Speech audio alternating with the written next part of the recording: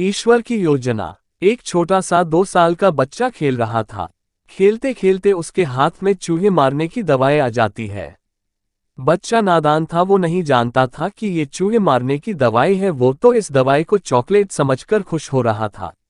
वो इसे खाने ही वाला था कि उसकी माँ का ध्यान उस पे गया।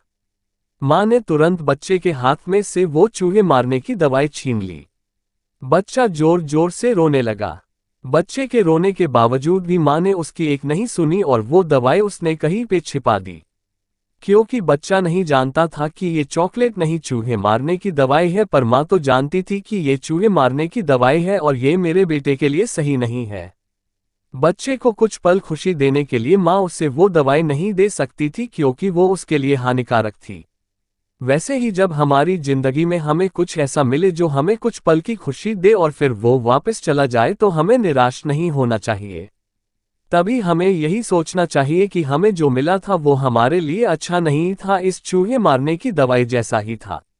जैसा माँ ने बच्चे के हाथ में से इस चूहे मारने की दवाई को ले लिया, वैसे ही ईश्वर ने हमारे हाथ में से वो ले लिया क्योंकि वो हमारे लिए अच्छा नहीं था। कभी कभी हमें सही और गलत का फर्क इस नादान बच्चे की तरह पता नहीं चलता है, पर जैसे माँ को तो पता था वैसे ईश्वर को सब पता होता है। इसलिए हमें ईश्वर की योजना पर भरोसा रख के हमारे साथ जो हुआ वही हमारे लिए बेहतर था ऐसा सोचना चाहिए। शिक्षा ईश्वर की योजना हमसे अच्छी होती है।